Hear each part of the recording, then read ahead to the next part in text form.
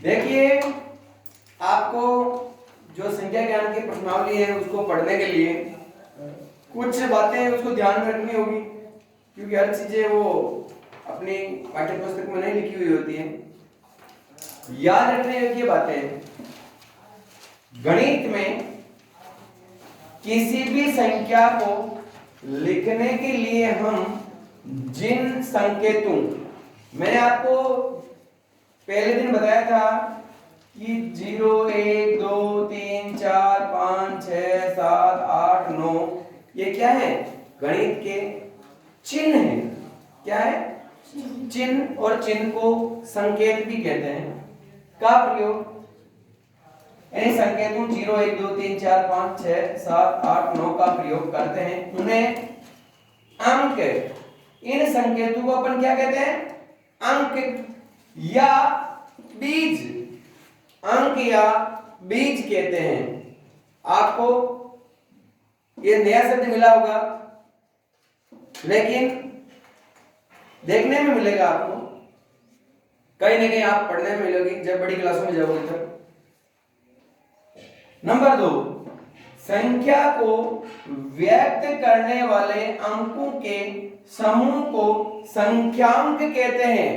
यानी किसी भी संख्या को जो व्यक्त करते हैं और जो समूह बनता है उनका, उनको संख्यांक कहते हैं। संख्या अंक, संख्या के अंक।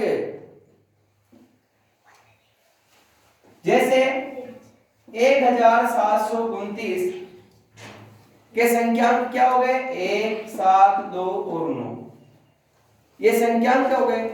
जैसे 121 है तो 1 2 1, इस 121 के संख्यांक है। जैसे 144 है 1 4 4, 144 के संख्यांक क्या हो गए? 1 4 4, ये संख्यांक हो गए। जैसे 41 है तो इसके 4 और 1 संख्यांक हो गए आदि है। नंबर 3, किसी भी संख्या में सभी अंकों का योग, किसी भी संख्या में जो संख्या होती है उसके सभी अंकों का योग बीजांक कहलाता है। बीजांक, बीज धन अंक। तो आपको मैंने यहां बताया था कहीं ना कहीं आपको शब्द मिलेगा बीज, तो बीज धन अंक बीजांक कहलाता है। नंबर 4, ऐसे दो अंक, यानी ऐसे कोई से भी दो अंक, कोई से भी हो, लेकिन उनका योग क्या होना चाहिए? 10 होना चाहिए। हो जाए वे एक दूसरे के परमांक, परम धन अंक, परमांक कहलाते हैं। जैसे कि मैं आपको उदाहरण के लिए बता दूं कि 6 का परमांक 4 है, 6 के परमांक 4 है, यानी 6 में क्या जोड़ा जाए कि आपके योग 10 हो जाए, तो 6 में 4 जोड़ा जाए तो उसका योग 10 हो जाए। 8 का क्रमांक 2 है। ऐसे कितने ही उदाहरण आप समझ सकते हैं कि इसका क्रमांक क्या है। आपको परीक्षा में ऐसा पूछ सकते हैं कि 6 का क्रमांक बताइए, तो आपको ऑप्शन में बहुत सारे अंक दे देंगे और को आपको मतलब पूछ सकता है, अलग अलग अंकों के बारे में पूछ सकता है, ऐसा क्रमांक के बारे में ऐसा पूछ सकता है। समझ में बैठ गई ने? बिल्कुल आपके ऐसे ही क्वेश्चन आएगा। नंबर 5, दशमलव के बाद का पहला अंक दशांक कहलाता है। क्या कहलाता है? दशांक कहलाता है।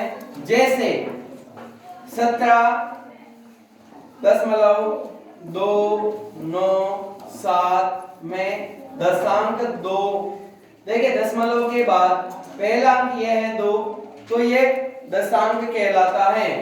तथा 14.345 में दशांक 3 है। दशमलव के बाद पहला अंक 3 है तो ये दशांक 3 कहलाएगा। आपको ध्यान में होना चाहिए कि दशमलव की संख्या में दशमलव के बाद जितने भी अंक होते हैं उसको अलग अलग बोला जाता है। देखिए यहाँ 17.297 है, जबकि आप ऐसे नहीं बोलना है 17.297। ऐसा नहीं बोला जाता है। दशमलव के बाद जो भी अंक होते हैं उसको अलग अलग बोला जाता है।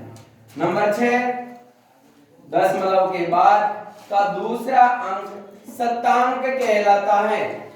देखिए अपने आप इन शब्दों से ही पता चल रहा है कि शतांक, शत यानी 100, वा अंक, दशांक, दशांक, 10वां अंक।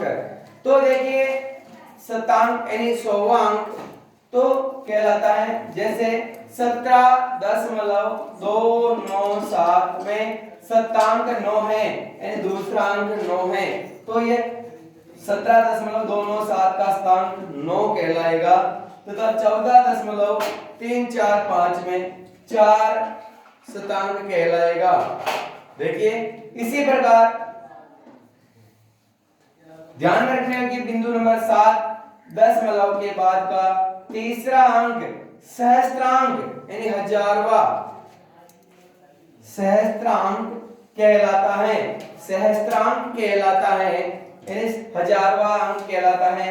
जैसे 17.297 में सहस्त्रांक 7 है तथा 14.345 में सहस्त्रांक 5 है, क्योंकि 5 हजारवें स्थान पर है और 5वें तीसरे नंबर पर है।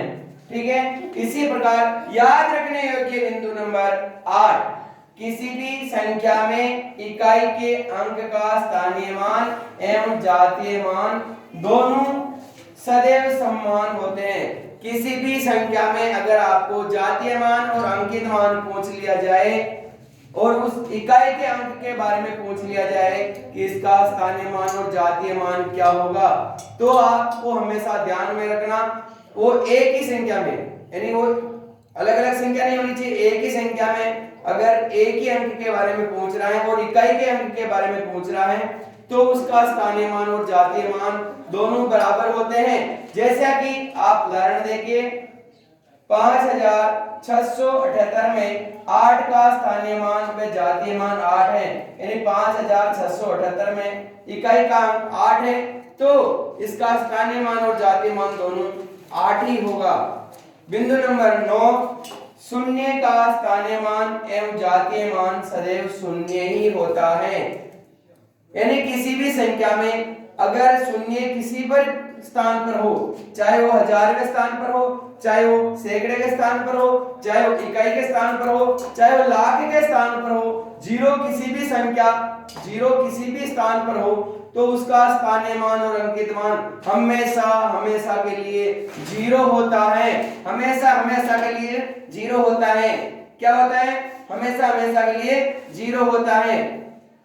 तो आप ध्यान में रखिए कि कहीं पर भी आपको जीरो का स्थानीय मान दिया हुआ होता है तो उसका स्थानीय मान और अंकित मान जीरो होता है।